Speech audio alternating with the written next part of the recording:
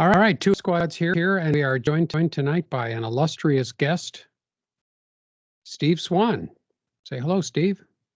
How you doing, everybody? I don't know We about are, illustrious, but how you doing? well, I would Steve have to keeps look up illustrious. I'm not even sure what it means, but it must be good. It's got a lot of syllables. and Steve, I keep trying to tell Steve I'm one of his biggest fans, over and over and over again. And I recognize a few of those covers. yep, Steve won't have any of it. So So, Steve, if Dave wants to come over and get all of his generals and annuals and stuff signed by you, where would we have to go? Where are you? The western edge of central Kansas. wonderful. Okay. And I mean, you could get within 30 miles and still be on an interstate, but that's it. Have you lived there your whole life? No, I just moved here a couple months ago. I have, throughout my life, I've lived in over 20 states. Wow, yeah. Okay. Worked in 44 of them. You were in the Marines, you said too. I was in the Marines, and then I was a biomedical engineer before there was such a thing. And so I traveled pretty much all over the country. Wow. Can you tell us what you did, or is it secret? No, that's not a secret.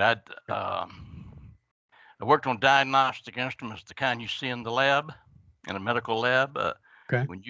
When you go in and stick your arm out to get that nice little poke where they want that vacutainer of blood, that's what was my machines they ran it on. And I taught doctors, I taught operators, I did a little bit of redesign work, taught service reps, and answered problems when they couldn't, when it was beyond a normal service rep's capability. They would call. I'd fly to wherever, and when I went in, it got fixed because I could not come. I could not leave until it was fixed. That was the company rule. Wow. Hey, but you're not doing that anymore. No, I retired quite a few years ago. And how did you end up in Kansas? Was on purpose? Well, because of the Kansas Gaming Group, but they're on the other side, aren't they? I think. Oh yeah, they're 5-6 hours from me. Oh, okay.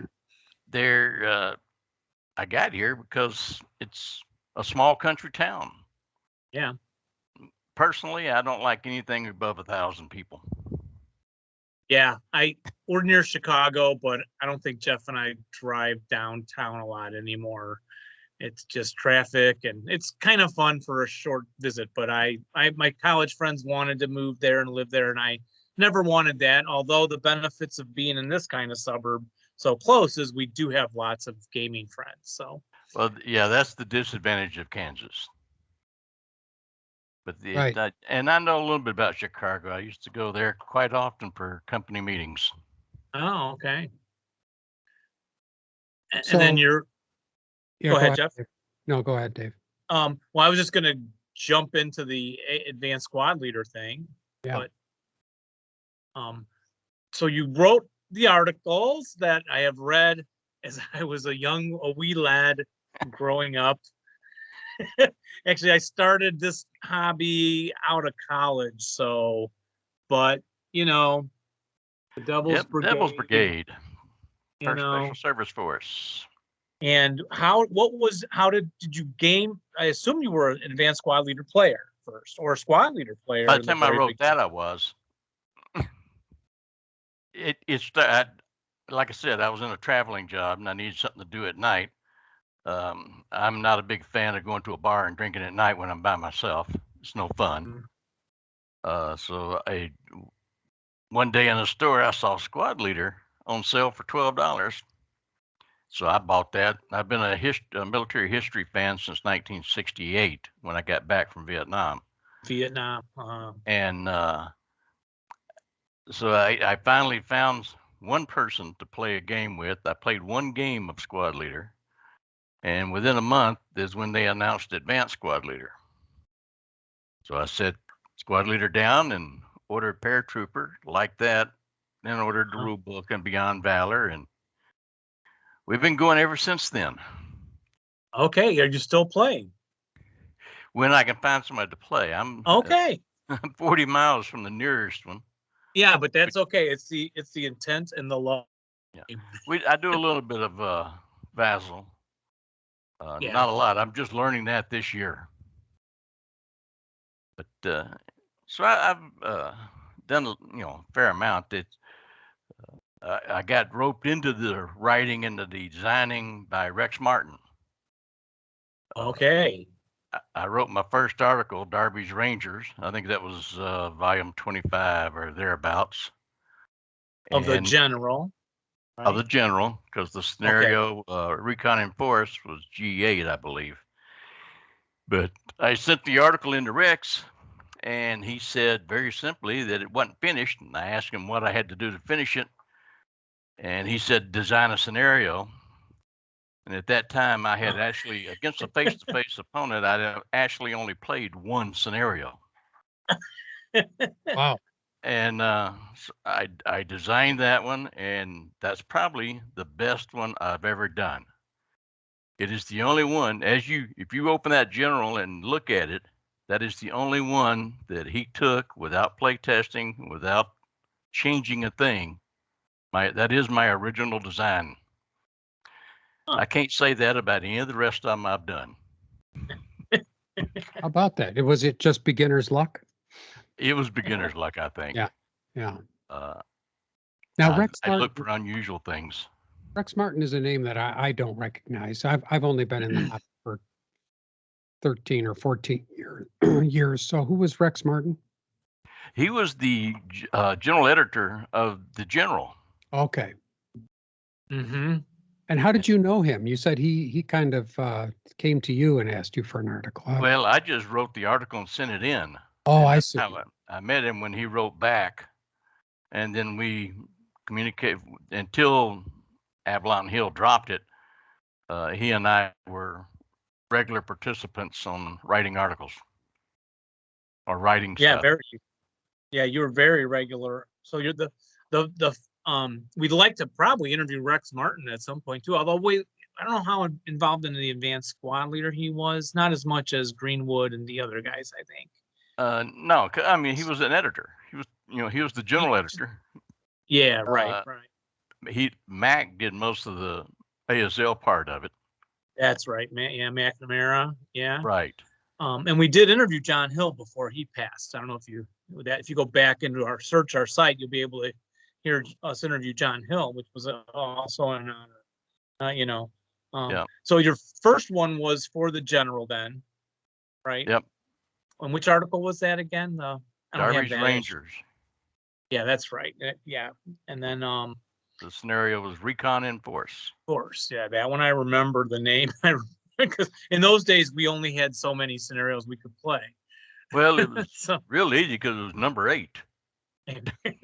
Yeah, goes back, and then from there you're known for doing these articles that have jump to this general since you were in the Marines, the Semper Fi. Yeah, that came about from the research I did for Gung Ho. Okay, what did you also work on the Gung Ho game part? Yes. Your name's in there probably. I didn't look, but is it in there as a designer or playtester? Working with Mac, I did most of the infantry part. So I was with them on the Japanese and the Marines and Chinese. I did a little bit of the French, did one scenario for the French module, none for the Italians. But it's on and off again.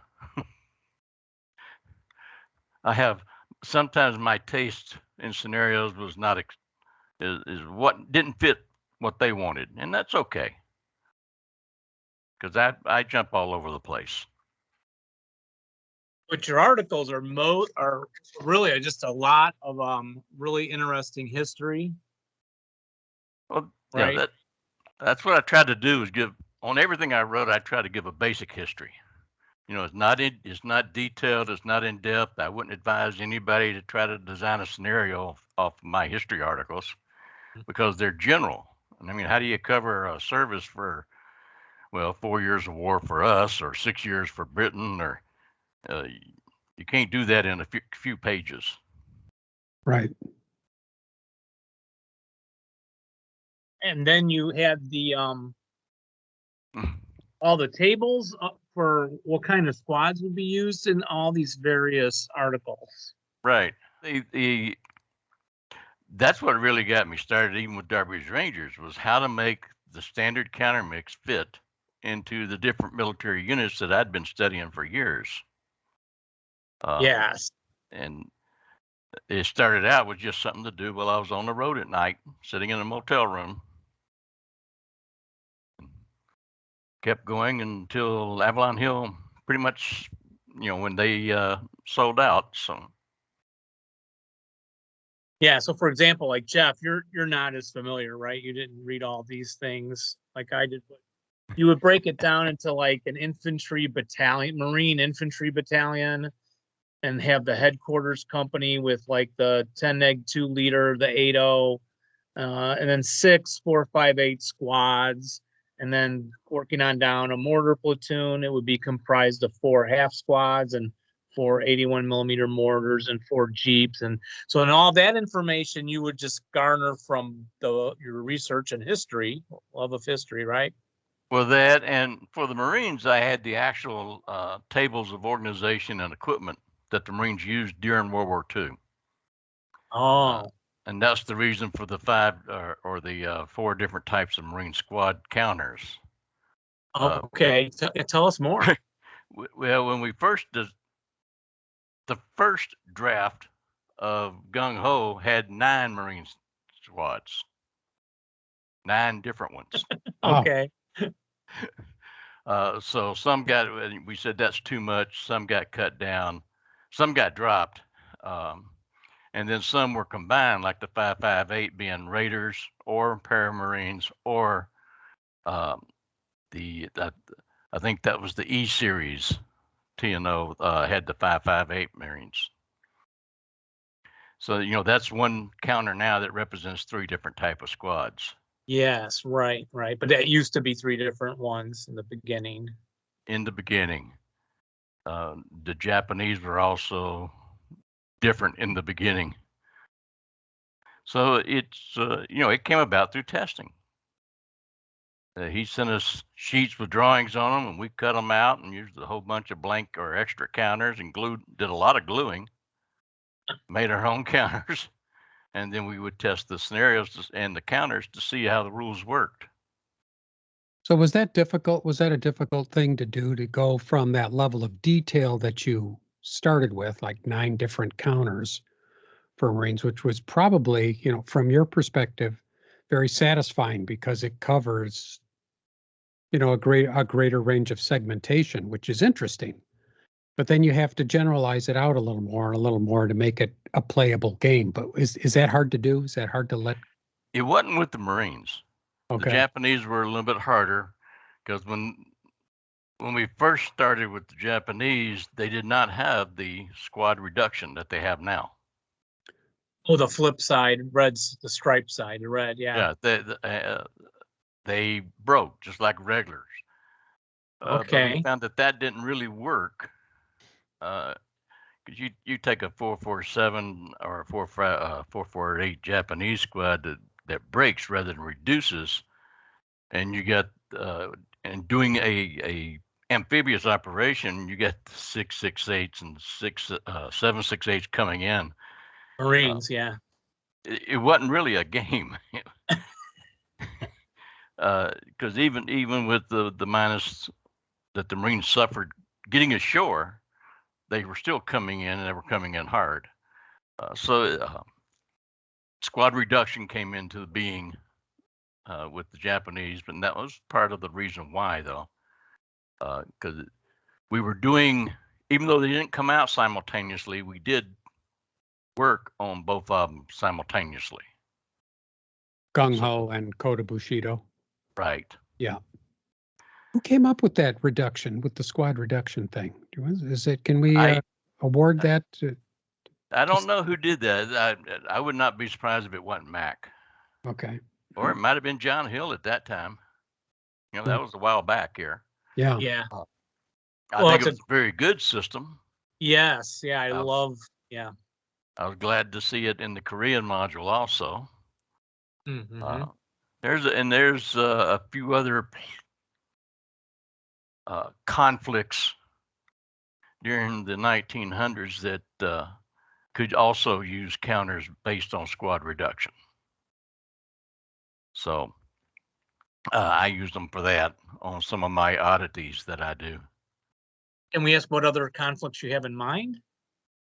Uh, Just any fanatical kind of forces or? I don't know if you can see that. That's a list. Oh my goodness, a little closer. Oh yeah. And that's not Go ahead. complete. That's just what I could remember. Go ahead and read. Can you read a little of it off for us? Well, yeah, there's the Because we also French have a podcast. SAS in Holland. That was in 1945, 44 and 45. I got some Bougainville stuff coming out. That'll be with Bounding Fire. Dispatches from the Bunker uses my scenarios. LFT 15, which is coming out next spring. Next spring, early summer, is got a lot of my work in that one. Wow. I got military trains. I got the Rif War in Morocco in the 1920s, as well as the Chaco War in South America. And the Rif is where you would see squad reduction, because the Moroccans fighting the French and the Spanish there, they kept coming. The use of swordsmen, so it's using the grenadier counter from Korea for swordsmen. Slight modification of the rules, otherwise it still works. But those Moroccans, they kept coming. You shoot them, they just kept coming. So, it simulates very well. I messed around a little bit with World War One. Everybody worries about it because of being in Europe. They with the trench warfare with the massive amount of gas and the artillery, but the rest of the world didn't have trench warfare. Right. East Africa was more like a savanna type land, but they were on horses. It was a mobile warfare. West Africa, it was jungle. So you got the French and the British fighting Germans in the jungle. Something that hadn't been published yet, but it's in my list. The Mexican War, the U.S.-Mexican War in the 19-teens. Yes. Yeah. Pershing. That was again cavalry. That was horses. It was a mobile war. Using the not the real fancy, high-powered fancy squads, but using the lesser ones and just saying there is no conscripts. They have regular movement. Allows that to come into being. Spanish Civil War.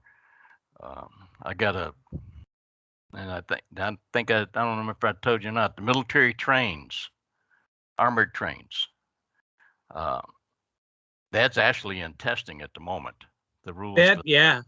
I really like a lot of the Russian Civil War stuff historically, and I'm trying to get more of a grip on what that was all about, how that went down, and listening to some podcasts and some reading. And of course, those armored trains are always like, what movie was that? Dr. Zhivago, or, a couple of them, I'm sure. Yep. You always see that train and you're like, oh, we need that in some games, squad leader games. Well, it's amazing. I was told when I first started it that there just wouldn't be that much use for them, but I have 24 scenarios already. Wow. That uses trains, one of which has train versus train, as well as infantry and tanks and guns. So it's been developed out.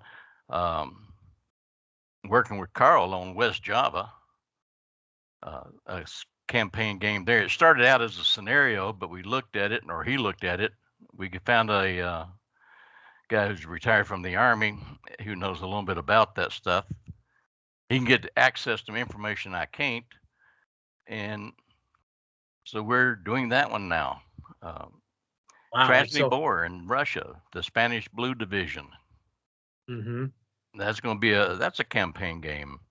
I've done India versus Pakistan, which is in the 1940s.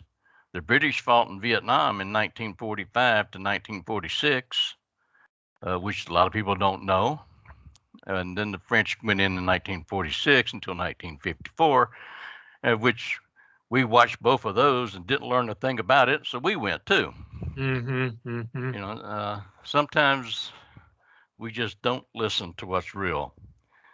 But I've Yeah. done the Falkland War in 1980s and the Marine invasion of Grenada in 1982, I believe it was. I've gotten scenarios on those. So there's a lot. If you go on the internet and Google small wars from 1900 to 1945, you will find about 200 of them. Wow. All over the world. And that includes a lot of them. After we defeated the Japanese, the Dutch came back in. They wanted to reclaim their colonies, so there was those fighting. The French did the same thing in Vietnam, Siam. Thailand fought the French in World War II, as well as fighting the Japan. There's all kinds of stuff out there that I look at because don't get me wrong, I'm not against anybody else. I'm not a fan of Stalingrad, the Bulge, or Normandy. Yeah. Everybody's doing those. Right. And so there have been, and I wish I had done a little more research. I went through all these old magazines and was mostly, of course, finding your articles about each. Well, what do you call them? There's a word for these that you used to write with the history. But all the different armies, right? The French, and the specialty, all the specialty troops in the other nations. But then when you're talking about these scenarios, I know I've played a lot and they always get my interest going when it's like in Malaysia and it's these two other forces that you normally don't see. There are quite a few of them published, not a large amount, but have you published a lot of those already with all those kinds of forces that I find them and it's like, oh, look, this is from a different year, not in World War II. This looks really cool. I've Have you done had some of those? and you're going to see a lot more.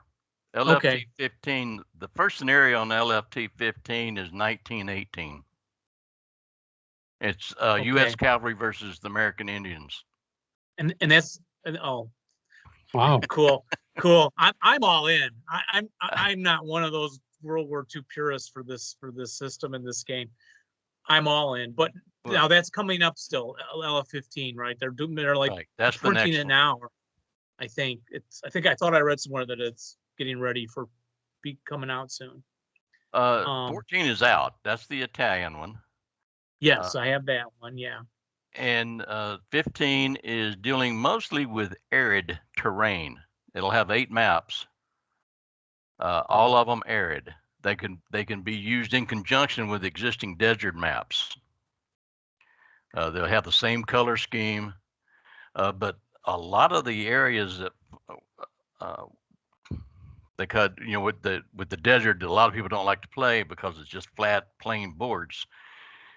But there's a lot of the desert area that had brush, had shrub, it had what I would call miniature trees. Mm. The Chaco was one of them. East Africa had bushes, brush was as tall as a man or higher. So you're going to see that. But I sent that out to designers around the world. And we have, last time I looked, I think it was 22 scenarios that goes from 1918 to 1944.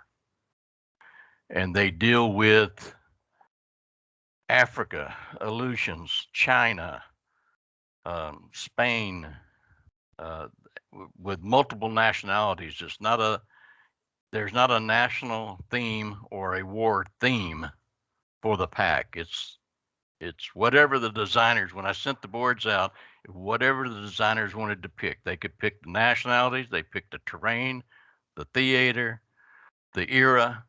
I didn't care. So you're going to see some Japanese Chinese and Chinese Chinese, Italian, Germans, Americans, British. It's going to be a mixture. That's fantastic. Very It's good. like it's pretty exciting. It sounds like, I'd venture to say you're busier than you ever have been. Well, And it's a little bit easier when you retire. yeah, Yeah. I guess so. Yeah. And you've worked with Heat of Battle a lot. Is that also true from the past? I did. I worked. I tried. Bernie, Uh, Steve with Steve Deflison. Deflison was the creator of that. Yeah. Actually, after Avalon Hill went out, MMP, they started picking up some of it. I was with Critical Hit for an extremely short period of time. We had some differences in opinions on ethics with Ray and I, so I took a hike. Then I went to Heat of Battle, and we did some of those Recon by Fire magazines. Oh, okay. And there, my article switched over. I think the Romanians is the big one in that one. But that when Steve had a type of job that he traveled back and forth around the country a lot, and he moved a lot, so it's kind of, all intents and purposes, it's kind of gone. I know he still has some stock for anybody who wants to order it, but it might take a little while for him to get to the order. But it's because he travels. He's in a high travel job. But after that, I went with Charles Smith, and I both left Heat of Battle. Charles started Bounding Fire, and I did stuff with him for a while. And I still do, because he's working on one of my campaign games now that after what comes, Operation Neptune is coming out next, and I believe I'm either next or one of the two next. Will be a project that'll be Bougainville in the Pacific. There's quite a few. Pittman did several scenarios on Bougainville, but he used the U.S. Army history. These are the Marines at Bougainville. Yeah. So same theater, different forces, which makes for a little bit different in the scenario design. And then I essentially do for anybody right now. I know I'm working with Carl on the Spanish Civil War in the West Java, as well as a scenario pack. Broken Ground is doing a scenario pack. Bounding Fire has got a CG. Another campaign game is being done by LFT, or will be. It's in the product line, or in the production line, I guess what I'm trying to say. And some others which I can't think of right off the top of my head. I'd have to. Yeah, well, I noticed on ASL Archive, you've got a ASL for Fun, 4 scenarios covering the opening day of Korea. Right, that was all on that first day. Yeah. Wow. How many total have you kept track of? How many scenarios you've been made or got? It would have to be close to 500. Wow. Wow. Yeah, I don't. It's just, and I was just impressed again with the TO&Es and the charts and the histories, which all these magazines are. I mean, now you did the Marines, right? And did you cover the British? I couldn't find it when I was looking through my magazine. British Airborne. I did the Pegasus Bridge scenario with that, which everybody said they couldn't win it with it, but it was because they were using the wrong tactic. Oh, do you want to share the tactic with us, or do you remember it enough to use them smoke grenades? Okay, yeah, it's usually something. The pillbox is surrounded by an open road. You can't survive that. Okay. Against a machine gun, German machine gun. Everybody, but you fill those hexes with smoke, they can get in there. And that is a bad design in a way, because it's dependent on a particular type of attack. And the fact that you got to I've gotten roll away from that. and you got to roll to have those hand grenades too, which is Right. always an issue. Even with an exponent of 5, it's still, or 4 or 5, there's still no guarantee. And I try to stay away from the one way only scenarios now. It is winnable, but I understand what they were trying to say. Yeah. Okay. Most players want one where they can choose to go right flank, left flank, up the middle, whatever they want. And I try to do that most of the time. I'm working on one now at for Cursed, and it's a upfront, in your face, immediate combat with armor and infantry and all kinds of stuff all at one time. It doesn't. The order you bring your troops on will make a difference. Okay. But so because you got an anti-tank ditch that runs 8 hexes out of the 10 across the board, and you got AP and AT mines for the other 2. So you got to clear the mines. Yeah. Yeah. Which is good. I do like the variety of those different ones where you do have to take certain actions like that, clearing things, and I don't break out those rules enough, Yeah. I found a study done by the U.S. Army, and the whole book was on how the Germans got through the minefields at Kursk. Ordinarily, I'm not wasn't interested in Kursk because I'm not a big armor fan. I'm more infantry. That's what I was, and that's what I did. But I saw this one, and I said, this looks good. The new map works well with it. And so I'm going with it, and we're going to see how it works out. It might turn me off of Kursk forever. if it's a flop, but right now it's being evaluated by Don Petros, and he's pretty good. Oh yeah, wait, where's he with? He's with LFT? No. Well, Don does a lot of the original map designs for MMP. The maps, right. Well, Charlie Kibler's, he's still around, doing yes, maps? He still does artwork for MMP. Tom Rapetti does a lot of mine. Thankfully, we get along well because I give him a lot. They've got he's already done map and overlays for the railroad module. Like I said, it's in preliminary testing at the moment. And that's the hardest part. Now, I think that's the hardest part for any designer now, because there's so many people getting into third-party market. Yeah. Finding playtesters is tough. Unless you have your own group already, it could be really hard. Especially for like me, I have one campaign that's already done. It's what I call a micro campaign. It's Finns and Russians fighting over an island, and it's a historical map island. So everything comes in by boat. All your reinforcements come in by boat, which means there's boat-to-boat combat too. Wow. And I've got the basic information for a second one, but they have historical maps. And that brings in gunboats, which a lot of people, after a raid on St. Nazaire that LFT did, a lot of people still say they don't want to try gunboats. I think if you leave out a lot of those fancy rules that was in there, like a small boat shooting torpedoes at each other and stuff, just get rid of that and just have the guns. Then basically you got a tank on water.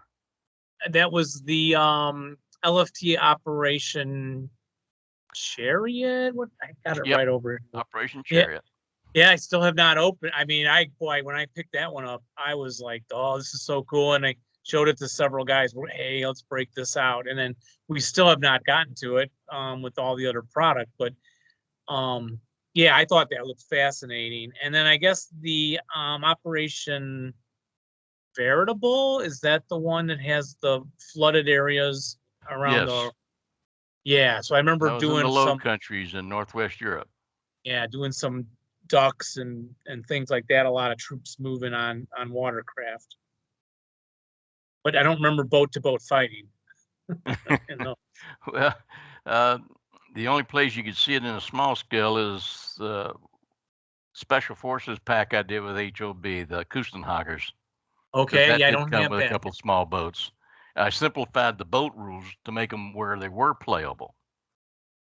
That's one of the things I've had a hard time with is sometimes, you get people to suggest and advise and work with on these different projects. Some of them get too detailed. Well, I had reality in Vietnam. I don't need reality. What I want is a fun game. Mm. And that's one reason I like working with LFT, because Xavier Vitry, the editor of LFT, is the same way. He is more important to have fun than it is to have balance. And we think a lot alike. And of course, it might help that he was a French Marine too. So who knows? We have the same military type background. He's an officer and I was enlisted, but outside of that.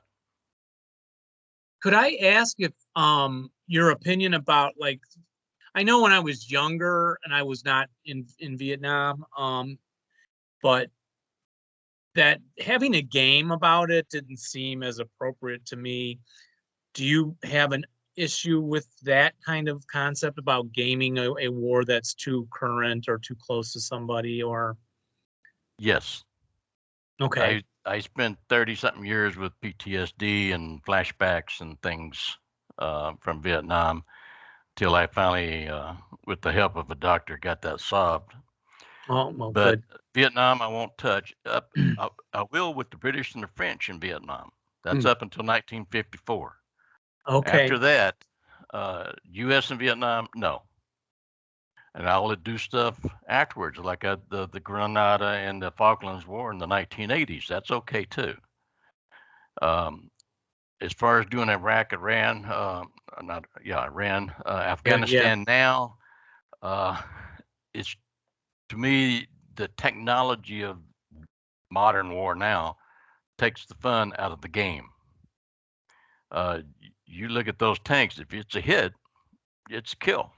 With modern tanks, with the modern anti-tank missiles, the type of missiles that are man-packed now, they could give every soldier, Marine, their very own anti-tank missile if they want to, either wire guided or heat sensitive.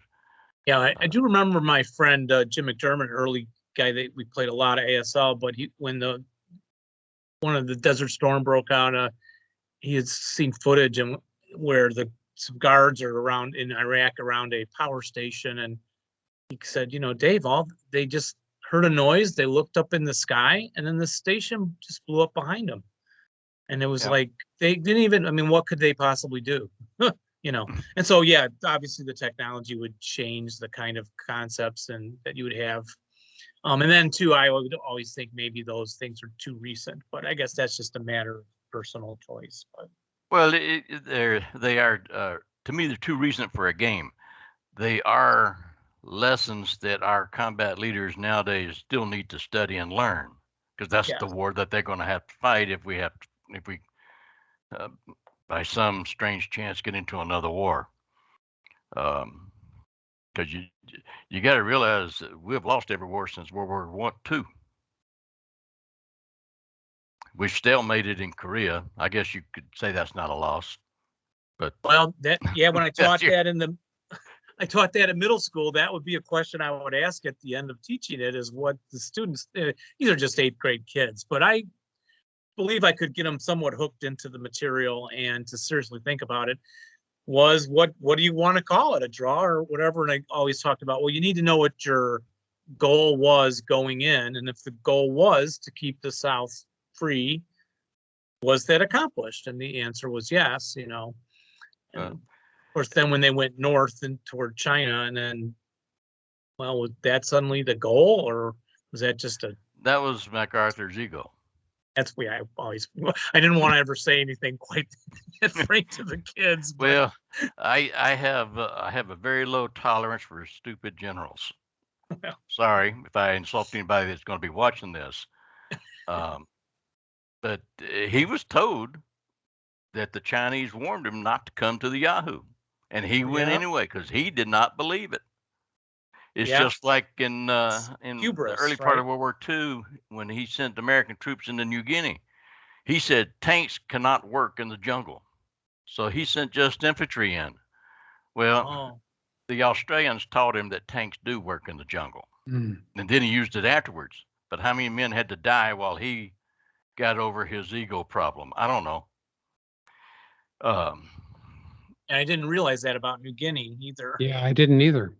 I think it was the 32nd or 34th Infantry Division, but they basically went in against the Gona Mission and Buna without tanks. They did it towards the end of it. They finally got some tanks up there, but when they first sent the infantry in, they went in infantry. That was it. It's so my little bit. If I'm prejudiced against something, that's pretty much it. The stupidity that costs lives. I do not care for that, and I don't care if anybody knows my opinion or not on that one. Yeah, well, I had a friend, my pastor was older, and he would come to my classroom and speak. He was also in Vietnam, Marine, and yeah, he had a similar story from about just a guy leading the, I don't know if it was the squad level or the next level up, but about making bad choices and how that can cost people. Anyway, it was great to have him come speak to the kids. But so then if when looking at these articles again. Oh, Japanese airborne. Yeah. I noticed this is the one I reread yesterday because I couldn't reread them all to prepare for the interview. That's what's the title of that article, Dave? That's the Airborne Samurai reference notes. Oh, that's the titles you always use, Stephen, right? Reference notes for ASL. Yeah. And that would be the articles, not just, that you did with the historical background and then all the tables of organization.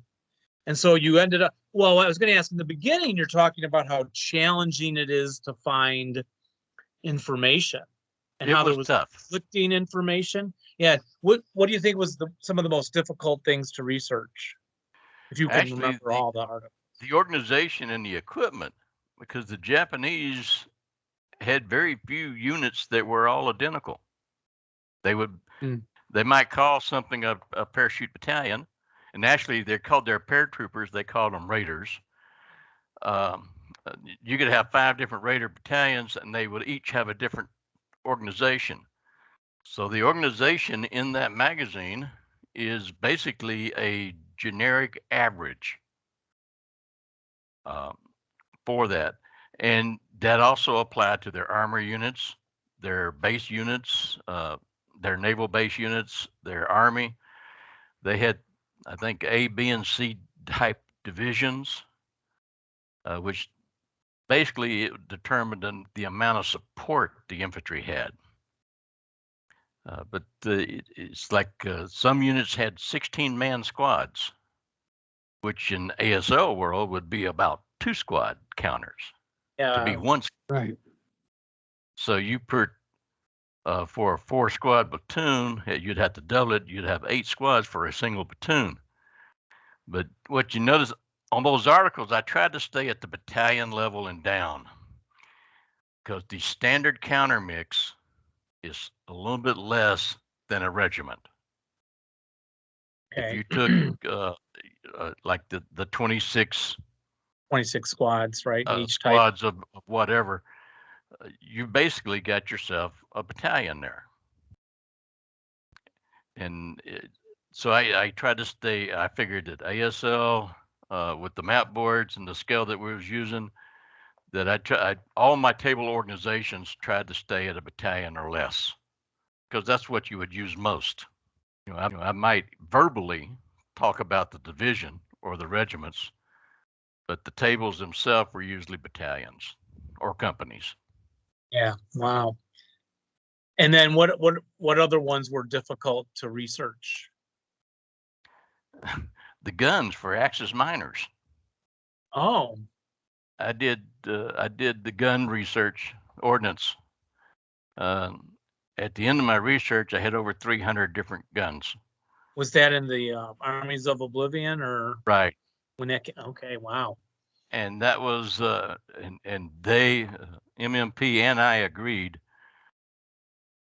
300 guns at 6 counters per gun. Where you gonna put the infantry in that box? Yeah.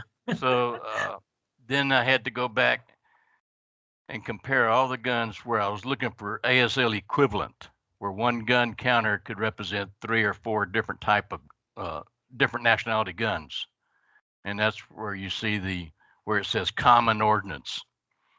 That's basically where everything was compacted down into one counter, because it was just, and given the number of scenarios being done for Axis miners, all those counters would never have gotten used. A lot of them would never have gotten used. Right. Yeah. And that's another thing I look for when I'm reading or researching, is it use a counter that I haven't seen used before. If it does, then I will probably try to design something around it. Because if the counter's there, use it. Yeah. Yeah. There's lots of things I would like to see a little more of. And they're not that difficult to incorporate. You just check the notes on the vehicle or on the gun, and it's usually some very simple things if they're different in any way. And the rules follow the same setup for them. It's not like they have their own set of rules that they would use. Well, some do, like the Goliath, the German Goliath. Well, yeah. And I love those, man. Well, that's in my curse scenario. The Goliath and the Ferdinands together. Yeah. Okay. So I don't know how that's going to work out, because I just did that earlier this week, and we haven't had a chance to test it yet. So we'll find out if it's Okay. If it don't work, then it'll get scrapped. Because I'd say I've probably scrapped somewhere between 10 and 20% of what I come up with, because I just can't make it work. Yeah. And if it can't work to where it's fun, then I don't use it. And sometimes I just design to base, somebody will ask me for a design, or they'll tell me what battle, what era, or something like that. And then that's what I go looking for. So where do you find your playtesters for all this? Actually, I don't. I send them to the editors, and it's their job. Okay. Okay. Because that out in the middle of Kansas, there ain't anything. Like I said, I do a little bit of Vassal, but usually it's not the heavy armor type. I'm not heavy into armor to begin with, but I'll try any of the infantry games on Vassal. I just wonder if there's enough awareness out there among the common players that there's a need for playtesters. Well, I know it's been mentioned several times on the forum, on the Game Squad. Okay. And I've put in a call. Generally, the testers I get are the ones who are like me. They're looking for the oddities. Yeah. Like I can find testers for armored trains. But for one of my infantry armor artillery scenarios, that's up for grabs. I may or may not. Sometimes I do. Most of the times I don't. And it is unfortunate. In lieu of that, I do proofreading a lot of times for other people. Because I look at it from my slanted viewpoint, which sometimes it'll reveal something that you normally wouldn't even think about. It just pops up. Yeah. The way I look at something. Not always, but sometimes. And you know, the goal of a designer is where there's no question. They can sit down, read the SSR, set it up, and play it without question. And that can be tough in the human language, especially now that we have so many people from overseas that play this, where English is not their first language. Right. So I'm getting to where I'm trying to describe things simpler and simpler and more simpler. You can go too far that way. I did with armored trains. The first set of rules was too detailed. It had people switching tracks and all kinds of other stuff. That was too detailed. Took the fun out of the game. So I wrote simple rules, and then I got told by those same proofers that it was too simple. Mm. So I redid them again. Yeah, I guess if it's just like the train has an armor factor and a gun, and that's that simple, that it's kind of like, well, what's the point of having the trains? We want to have something that's unique about them, you know, right, to differentiate them. Well, they're And- all They have big. to, Dave, they have to stay on the track. Right. Well, things like that. It has to be in the rules. Yeah. Right. Well, I wrote the rules based on a train car, an artillery car on a train is a tank with limited mobility because it can only go where the track is. So the turrets and the Yes. guns they're using the same exact rules as the tanks. The car though, I mean a train car is big. So now it's like on the LSI landing craft counter, it's got the little red dot down at the bottom to show that it's 2 red armor factors and the red dot showing that it's very easy to hit the body. But it's got 2 turrets on there. So 1 turret hit is just 1 gun gone. You know, the Russian trains put T-34 turrets on their armored cars. The Polish had 2 turrets, and they were staggered vertically so that one could shoot over the other one. So one of them had a 270-degree field of fire. The other one had 360-degree field of fire. And some of and they're sitting at level 1. So even on a flat land board, the turrets are at level 1. So they can see over the grain. Yeah. So there is going to be some difference because of that. Yeah. Yeah, that's the kind of thing that makes it makes it unique and fun and captures the flavor of that. Yeah. Yeah, and I just did a counter for somebody else on a Russian artillery train, and it's got 4 76Ls on it. 4. They're 2 cars of 2 guns each. Like I said, they're staggered in the elevation. All 4 guns have a rate of fire at 1. So it's not going to be real easy to go up against a train, but you can because the rules are written such that they burn. Just like anything else, they burn. Remember, the bottom part of that car is loaded with ammunition. I was going to say, probably they don't have as much limited ammo stuff if they got all the space in the My recommendation was is that no ammo limit. Yeah. Only limited by date. Yeah. You know, if they didn't have it in 43, they didn't have it in 43, tank or train. But if they did have it, then a railroad car, I mean, you've seen them go out to railroad tracks and look at them. They're big. They can carry a lot of ammo, more than needed for an ASL time frame. So as far as I'm concerned, what ammo they have is unlimited. Now, historically, were a lot of the trains destroyed in combat, or I really don't know much about it. Yeah, me neither. Locomotive mostly. Kill the locomotive, everything behind it. Oh, you stop it. Yeah, right. There were quite a few cases where the locomotive went out. The rest of the train was abandoned. The Germans captured those cars, especially on the Polish trains. repainted them in German colors and used them on German trains.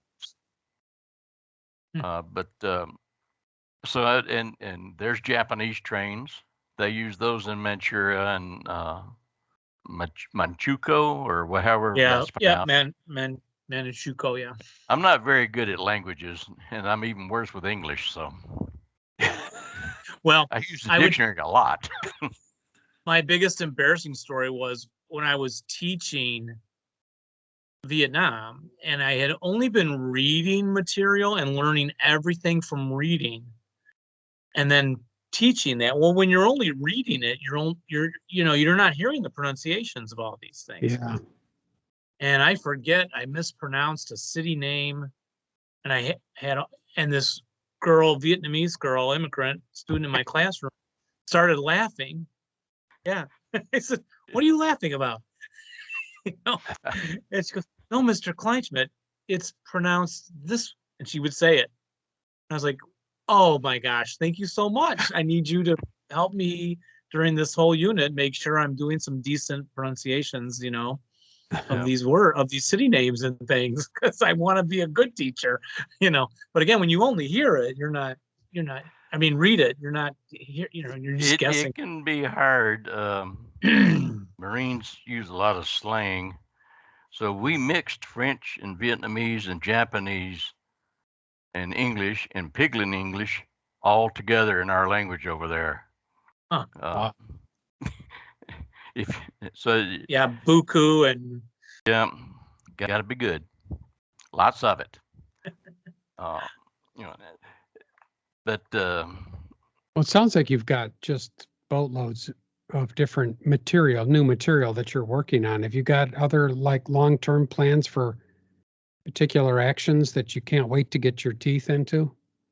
The Warsaw Ghetto and Narva. And the map for Warsaw is being worked on already, and it's huge.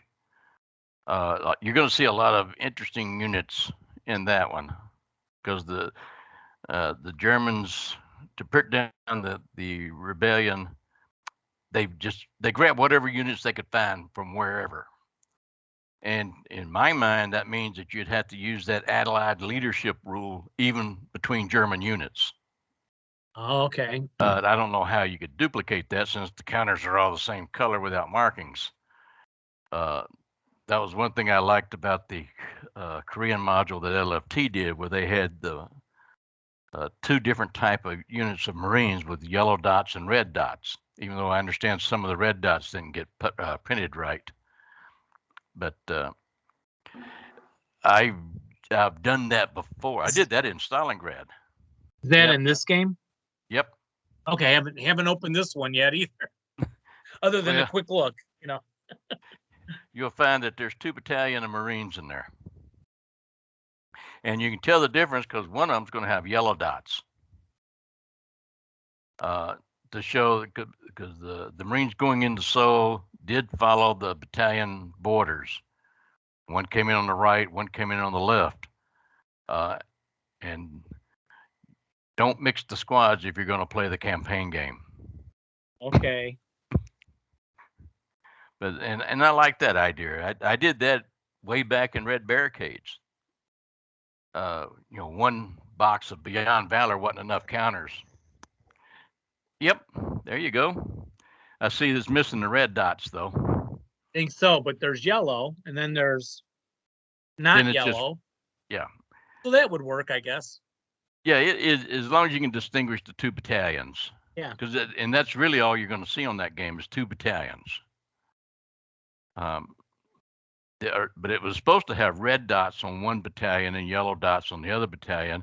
And then with the regular Marine counters, you would have had 3 battalions, each easily identifiable. Oh, right. Well, I could get out my little highlighter and. I put red dots on my Russians when I played Red Barricades.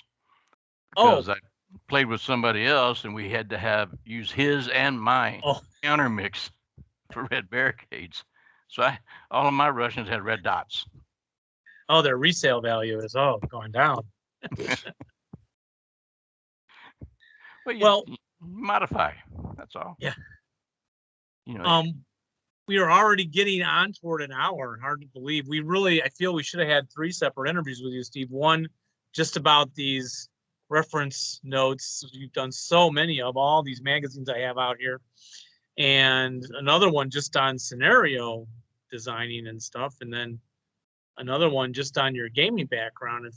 But if I could jump back to your gaming background, if you live in so many states, did you hit all these different gaming groups over the years that are meet a lot of the famous people? Or I've been to the Oktoberfest a couple of times. I've been to Texas Team Tournament. Went to one in Atlanta. It was scattered based upon, at the time I was working, based upon my work, mainly because since I worked with medical equipment, that's diagnostic equipment, when it went down, they didn't want to hear an excuse about why I couldn't be there. oh, right.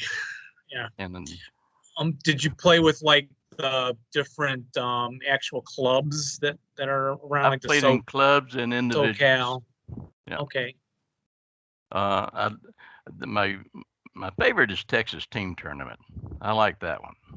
That's Rick does a really good job of running that, and you can sit back if you can keep your mind off. If you want to take your mind off the game, you can watch war movies. He plays them 24/7. There's some playing on the big screen on the wall all the time, and it's a good group of guys, and there's a lot of them there then they will try something new. My Cavalry versus Indian scenario was played there, and not a single person that played it had anything bad to say about it. Every one of them thought it was fun. It's small. It is a set time for tournament scenarios there, but this one was small enough they could play between. If they finished one game early while they were sitting around, they could get this in. Because it's only 5 or 6 turn, and there's less than 10 counters per side. Oh yeah, yeah. But it's on one of the new arid boards, and that probably added a little bit to it. Something new. So I was very satisfied with that, and then I was very happy that it's the leading scenario for the LFT 15. Cool, indeed. Something Kind of to look nice. forward to. Yeah, that's excellent. Well, your wife probably saw more of you when you were working than now that you've got all of this.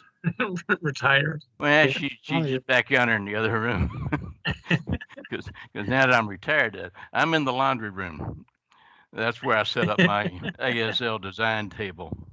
Went and got me one of these 6-foot tables, and I got stuff scattered all over it.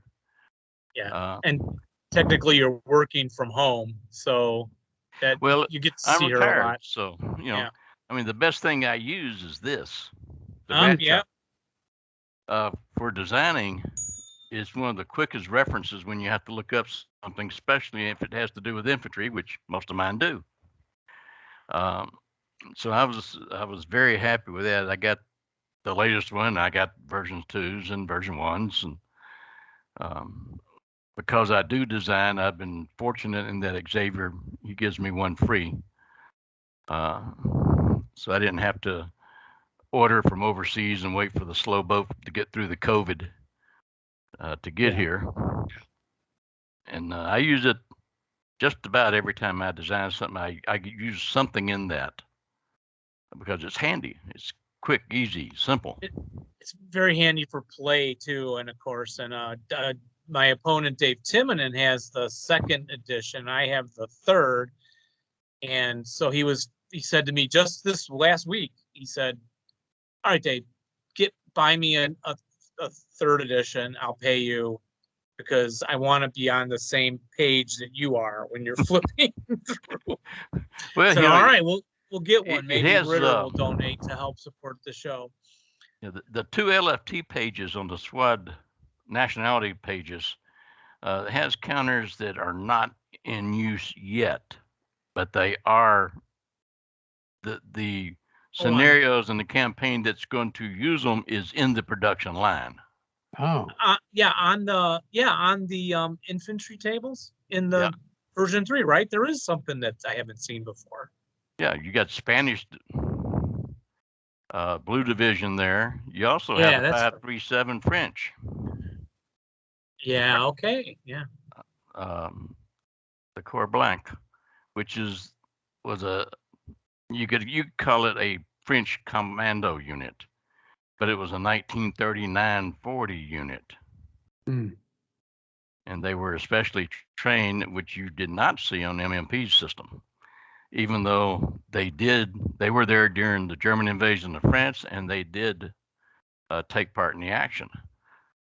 I was very happy to see that included. And of course, LFT expanded the Italians too. Did you help with that, or did they do that on their own? No, that was the Italian ASL club that did all that. Okay. Okay. They, like the Finns, they did their stuff, and the Swedes did the Swedish pack. Well, the Italians did the LFT 14, which is something I like. I like the international flavor. Yeah.